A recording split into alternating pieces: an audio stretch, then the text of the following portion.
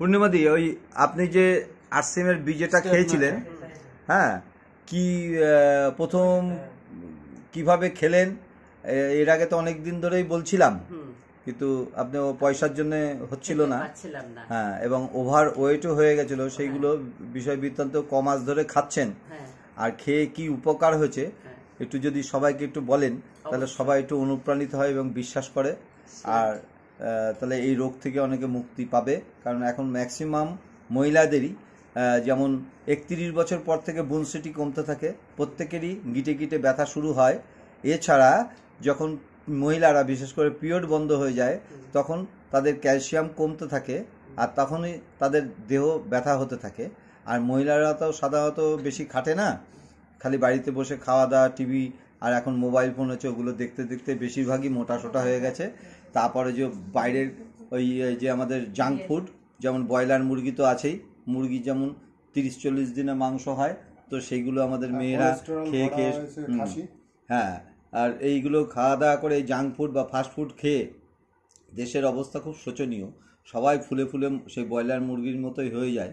তো সেই কারণে আপনি একটু দেখেন তো আপনার শরীর কতটুকু কি কমেছে, একটু ভালো করে বিষয় বিস্তারিত ভালো কিভাবে খেয়েছেন সেগুলো বলুন।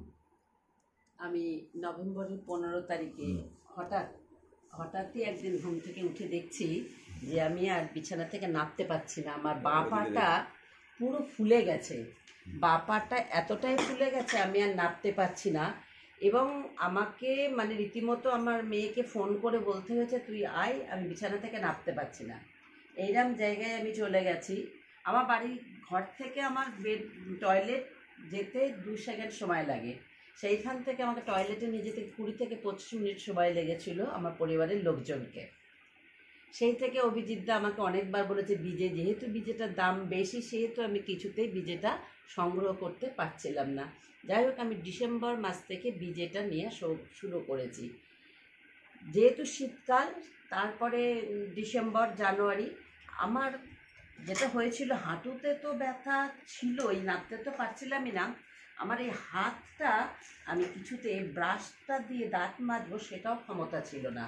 তাহলে বুঝে দেখুন, যে ব্রাশ নিয়ে দাঁত মাজতে পারছে না সে কী করে সংসারের A to Z কাজ করবে। মানে সংসার অচল হতে বসেছিল। আটা মাখা বলুন, চা করা বলুন, চা ছেঁকতে গেলেও সেই সব চা নিচেই পড়ছে। এই রকম জায়গা থেকে আমি আজকে রানাঘাটে আনুলিয়া গ্রামে থাকি। আমার রানাঘাট স্টেশন থেকে আমার বাড়ি 3 কিলোমিটার ভেতরে। সেইখান থেকে আমি আজকে এখানে সশরীরে আপনাদের কাছে উপস্থিত হয়েছি এবং সম্পূর্ণ সুস্থ। ডিসেম্বর জানুয়ারি গেছে, ফেব্রুয়ারি মাস থেকে আমি আস্তে আস্তে বুঝতে পেরেছি আমি সুস্থ হতে চলেছি। এবং ফেব্রুয়ারি মাসে পুরোপুরি আমি বুঝতে পারলাম যে আমার আর কোনো কষ্ট নেই। এখনও আমাকে খেতে হবে, এখন আমি আপনাদের মতো হাঁটু মুড়ে বসতে পারবো না। যে জায়গা থেকে উঠে এসেছি এখনও আমার একটু সময় লাগবে।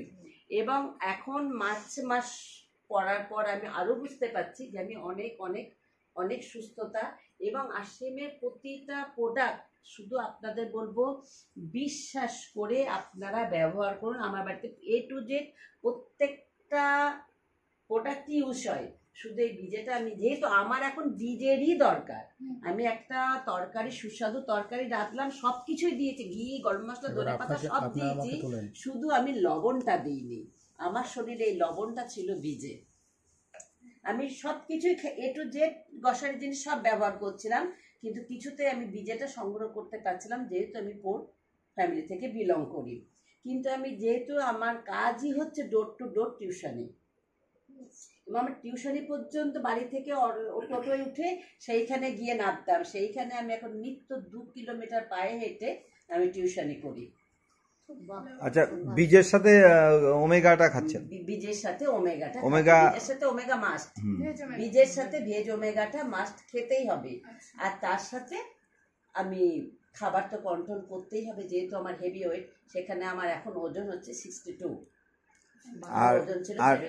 আর ডাক্তার দেখেছেন, ডাক্তার কি বলেছিল যে হাঁটু অপারেশন ছাড়া কোনো গতি নেই? না, আমি অ্যালোপ্যাথি খাই না। আচ্ছা, আমি অ্যালোপ্যাথি খাই না, আমি হোমিওপ্যাথি ট্রিটমেন্টই করি। উনি বলেছিল একটু সময় লাগবে, তার সাথে এইটা খেয়েছি। হোমিওপ্যাথি ওষুধ যত সামান্য দিনে 2 বার খাই। আমি তো উপকার পেয়েছি, আমি তো জানছি আমি কি খাই। ডাক্তারকে তো বোঝানো সেটা সম্ভব না, ডাক্তার বুঝবে না। কিন্তু আমি রুগী, আমি পেশেন্ট, আমি নিজে উপলব্ধি করেছি যে আমি বীজের মাধ্যমেই সুস্থ হয়েছি। তারপর তো দেখেছে মিলিতা পাল 72 বছরের, মমতা দি সবাইকে দেখছি, শুনছি। আমি সবসময় দেখবেন নিজে যেটা উপলব্ধি করা যায় সেটাই একমাত্র আত্মস্থ হয়। আমি বলছি তোমরা ততক্ষণ বুঝবা না যতক্ষণ তোমরা এইরকম কোন একটা জায়গা, দুর্বল জায়গা থেকে সবল হতে শুরু করবে, রোগটা প্রতিকার করতে পারবে, তখন বুঝতে পারবে। তারপর আমার দিদিকেও চালু করেছি। হ্যাঁ, দিদিকে চালু করেছি আমি। এই যেহেতু আমার যে ছোট বোন কৃষ্ণনগরে থাকে, তাকে আমি এই মাস থেকে চালু করেছি। ওর অবশ্য হাঁটুতে কোনো প্রবলেম নেই, ওর হেভি ওয়েট, মাজায় প্রবলেম, ওর দাঁড়িয়ে থাকতে পারছে না। আমি দৃঢ়তার সঙ্গে তাকে বলেছি তুই খেতে থাক 2 থেকে 3টে, তারপরে আমি তোকে বলবো। এই সবে দিয়েছি, 7 দিন হয়নি এখনো, সেই খাওয়া শুরু করেছে। সে আমার মুখের কথাই বিশ্বাস করে। আর এটা এমন একটা কমন রোগ, ম্যাক্সিমাম বাড়িতেই এই হাঁটু ব্যথা মহিলাদের, বয়স্ক মহিলাদের। একটা কথা বলি, যাদের 30 বছর হয়ে গেছে সেই সব মহিলারা যদি খেতে শুরু করে বীজেটা, তারা 6 মাস পর একটা, বছরে 2টো খেলে তারা আমাদের মতো এইরকম পোর কন্ডিশনে পড়বে না। মানে প্রিভেনশন ইজ বেটার দ্যান কিউর। আমরা কি করেছি, একদম শেষ করে নিয়ে উতরেছি।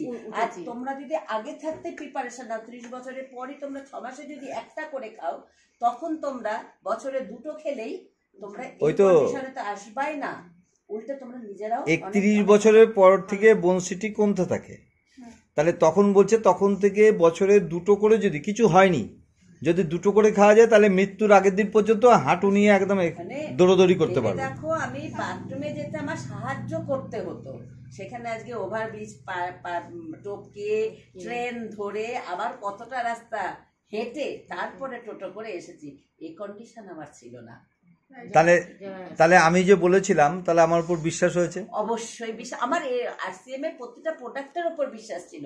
যেহেতু ওই মুহূর্তে আমি এটা সংগ্রহ করতে পারছিলাম না, সংগ্রহ করতে পেরেছি বলে, আপনার উপর বিশ্বাস আছে বলে আজকে উপযাজক হয়ে এসেছি। জয় আরসিএম, জয় নিউট্রিচার্জ।